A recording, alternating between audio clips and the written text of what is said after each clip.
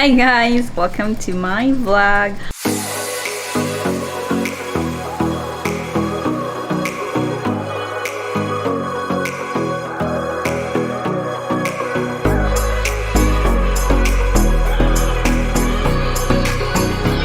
For today's vlog, dumating na yung aking in-order na chair sa Shopee and I'm gonna review the chair. It's an office chair. Mura ko lang siya nabili since, you know, wala tayong budget and so, hindi naman din ako yung babayad si David. So, ayoko namang bumili ng mahal. And try ko lang naman siya if it works fine for me. So, papunta na si Ryder dito. And for now, nagluluto ako ng aking breakfast. This is what I have, poached egg, and then here is my toasted wheat bread. So, ayan, malapit na siyang maluto. And I decided, guys, na mag-bulking paste. So, for now, nagbabase ako ng article about bulking since I want to gain more muscle, especially to my glutes and my quads. So, gusto kong lumaki yung aking legs and puwet. So, wala kasi akong puwet. So, yeah guys. So, I'm gonna start my bulking today. And I measured already what is the calorie na kailangan kong kainin for every day. And especially more on protein tayo. Kasi protein really helps for building muscles. So, kukunin ko lang yung egg ko. Baka kasi mapasobrahan. So, excited ako makita yung chair. So, I'm gonna eat my breakfast muna, guys. So, what I have is poached egg at saka wheat bread.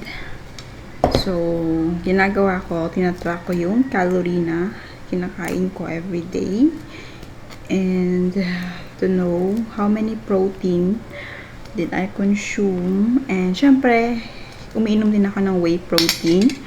And what I have is the gold series on Optimum Nutrition brand in French vanilla flavor. Naubusan kasi si GNC nung ininom namin na protein. So meron pa namang natira. Kaso lang ayaw ni David ng French vanilla. So siya yung priority kong uminom nun, and I'm drinking the French vanilla whey protein. Once a day na lang umiinom, guys, kasi I've noticed nung umiinom ako ng 2 scoop a day, so nagkaroon ako ng breakout, and so I stopped taking 2 scoop and bumalik ako sa 1 scoop a day, and then more on mga protein meals na lang siguro ako mag-focus, like mga whole foods like salmon, breast chicken, tuna. I don't eat tuna. And then what else do I usually? Lean meat like beef, walang taba, and then ground pork, lean ground pork, lean lang siya, walang taba. Syempre, it's bad for our health. Diba pa naman tumawag si Ryder. So, I have to close the door kasi merong utility na maglilinis. A few minutes later. Here, lahat pala ng box na to. So, ito na siya, guys. I'm excited to unbox that one and we'll check if it's a good ang mura lang ng nito, ng shipping fee, nasa 200 plus. And hindi ko alam kung bakit. Usually 500 yung iba. Pero ito yung nabayaran kong shipping fees, nasa 200. Look at price. Way niya. And sana ba yung total price nito? Wala silang nilagay na price dito, diba? Pero yan siya, guys. I-unbox lang natin. So, I'll just gonna disinfect this first. And bubuksan na natin siya. So, unbox ko na siya, guys. Medyo malaki pala itong box na to. Hindi ko in-expect na ganito siya kalaki. Kala ko yung mga regular box lang. Pero malaki pala siya.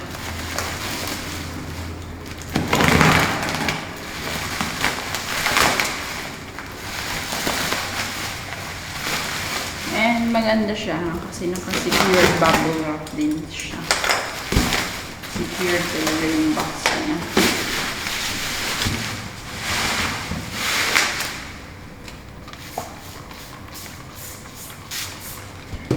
So, yeah. Listen.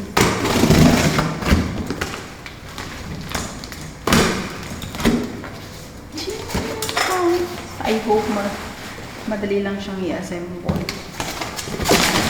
So, ito na siya, guys.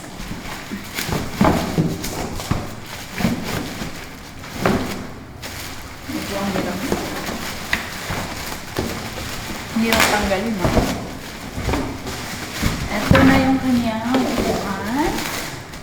Mukha naman siyang matibay. Sana tumagal. So, this is the chair. Yung upuan niya. Dito ko na lang siguro siya assemble sa labas. Para naman pakita nila. And, ito yung paa. So, meron pa siyang wheels dyan. Tapos, ito yung likuran. Malaki pala to. Hindi ko in-expect na malaki pala to chair na to. And for the head, ito.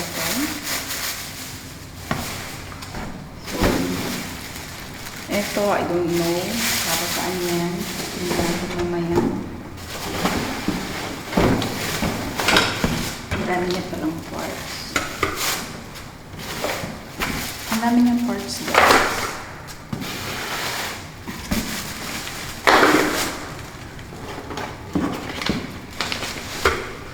So, may nakalagay dito na thank you, Shopee. Thank you for orders. Please add some MacBook photos in comments. Looking forward your 5 stars. Meron pa silang ganito. Sana may freebie dito. Choose. So, meron siyang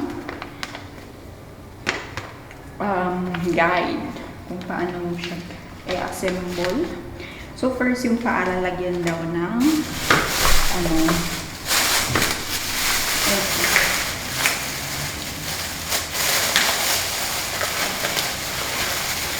parang walang screwdriver. Parang hihirapan ako nitong ilagay. Parang orange din naman yan. Ito yung paa. So, kakabit ko yung paa. Yun yung pinakauna.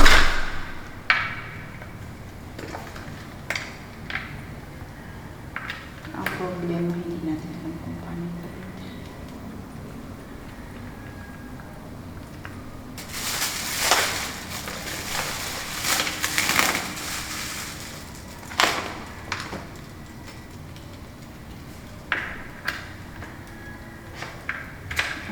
Okay, i-push mo lang. So, kailangan mo lang siyang i-push yung paano.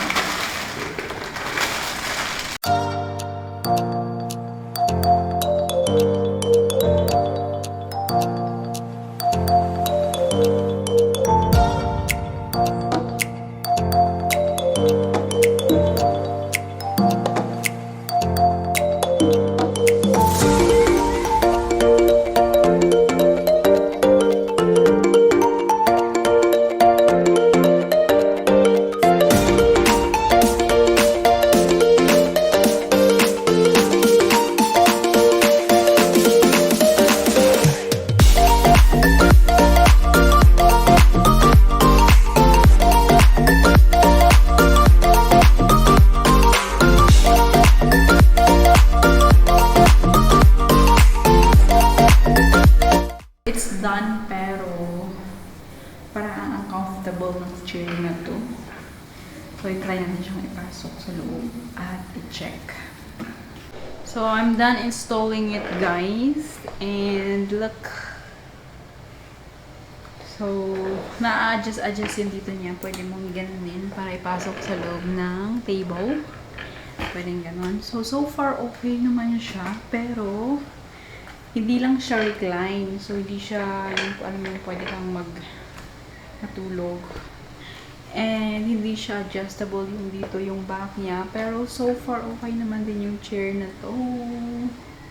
So far, okay naman na yung chair na to.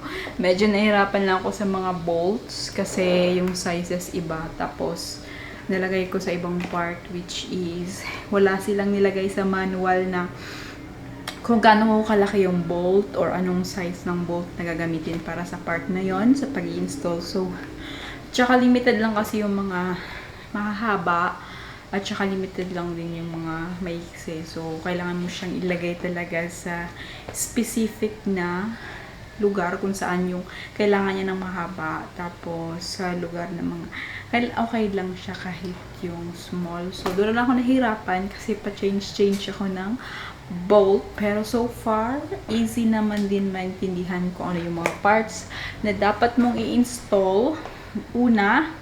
Pero doon lang sa size ng bolt, medyo mahirap. So, ilalagay ko na siya doon sa aking chair sa kwarto.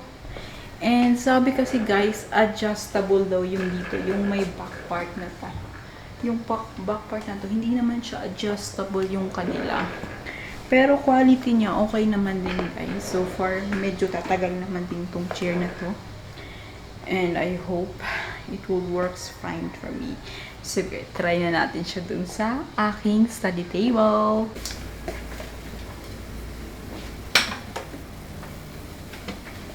So, ito kasi, dining table namin. Ginawa ko muna siyang table sa aking office table.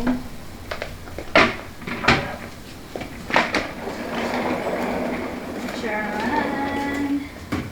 So, gagawin ko kasi hindi siya magkakasya. Ganunin ko na lang siya. Yan na siya, guys. So, check nyo ng malapitan. So, ayan na siya, ang aking table. I mean chair. So far, okay naman din siguro. Try. So, malit lang kasi yung space ko dito. Kasi syempre, alam mo, malit lang naman yung unit namin. And alam mo yung gusto ko dito sa study table na to is the view here. So, maganda yung view. Ayan, nakakita nyo. So, mapapansin nyo na dyan yung tops, yung Temple of Leia. Makakita mo lang yung tops lang dito, pero dyan yung Temple of Leia. It's Busai Mountain. Or I don't know what kind of mountain is that. Pero Busai is there. And, syempre, makikita mo naman sa baba is yung pool ng hotel. Ayan, yung swimming pool ng Marco Polo Hotel. And, syempre, the other view is the sea view going to South Karkar. So, yeah, in the morning, dito ko minsan nagko-coffee. Lalo na pag busy at marami akong ginagawa. At may marami akong kailangan tapusin. And, syempre, when I look at the view in the mornings, so, napaka-unwind and peaceful and quiet. Kasi, syempre, in the morning, kasi gusto natin yung tahimik. Especially dito kasi nasanay ako. Pero sa amin naman, sa probinsya, talagang maingay kasi namin yung mga bata. Alam mo yun, yung buhay probinsya na ang aga-aga, ang daming bata naglalaro, nag-iiyakan. Nandito kasi, when you live in a condo, so, alam mo naman, pag nakatira ka sa condo, tahimik, walang marites, walang mga chismosang kapitbahay. So, dito kasi is like a privacy. So, bagay siya sa mga taong introvert or yung gusto ng mga tahimik na buhay, yung ayaw ng maingay. So, condominium is a good, stay for that kind of person. Si David kasi ganun. Gusto niya yung, he's an introvert person. And, syempre, sanay siya sa kanilang ganun. So, yeah. Peaceful and quiet gusto namin pag morning. Tapos siya kasi doon siya sa recliner niya every morning, nagka-coffee. So, me, sometimes here, sometimes doon. Depende lang sa mood ko. And, yeah, so far, okay naman din yung chair. Mura and worth it. And, I'm gonna put down the link below kung saan niyo siya mabibili. At, syempre, mura lang yung shipping fee. Sabi ko nga kanina, di ba, nasa 200 pesos lang yung shipping fee niya. Going here to Visayas. And, worth it and worth the price. And, syempre, kapag gusto niyo bumili ng table for your, like, especially now, we are mostly online classes, tapos office-based na work, especially mga call centers, and they need a comfortable chair. Kapag gusto niyo ng mga budget-friendly na chair, you can get this chair for only 1,699, pero nabayaran ko is 1,708. Parang 9 pesos lang ang nabayaran ko sa shipping fee since I use a voucher and points. So, ginamit ko, na-redeem ko yung aking points na nagagamit. So, this one thing good about paying Shopee Pay. Kapag gusto niyo ng COD, guys, or cash on delivery, you can still get a points kapag binayaran nyo siya through Shopee Pay. So, what I am doing is, kapag kami naman yung Gcash ko, I transferred it to my Shopee Pay. So, nagka-cash in ako sa Shopee Pay ko. And then, when I have delivery, so, binabayaran ko siya ng Shopee Pay and I can get points, 150 or 50 pesos. Depende, hindi ko alam kung ano yung computation doon. But you can get points kahit na COD yan, basta as long as you pay it in Shopee Pay. And sometimes kasi, meron din akong cashback na nakukuha na na voucher pero COD siya. So 2 points, 2 points yung nakukuha mo sa cashback at saka sa my Shopee Pay. So depende naman din yun sa shop at saka sa store if pwede yung gamitin yung voucher na yon. So since nakatry ako once nun dalawa yung yung points na redeem ko, the cashback, kahit na hindi siya Shopee Pay at hindi siya kahit COD, pero kung pwede siyang cashback even though COD at saka Shopee Pay. Yung gulo ko, diba? Pero, guys, I just give you a hint na use Shopee Pay pagka COD kasi you can get points and sayang yung points, magagamit niyo siya to redeem the next day or the next order you want. Tingnan nyo na lang to, yung chair na to. I almost paid 9 pesos for the shipping fee and napakalaki ng box nito. And worth it naman din siya for 1,699. So 1,700. Worth it naman din siya. And para sa mga nagtitipid like me. So, yeah.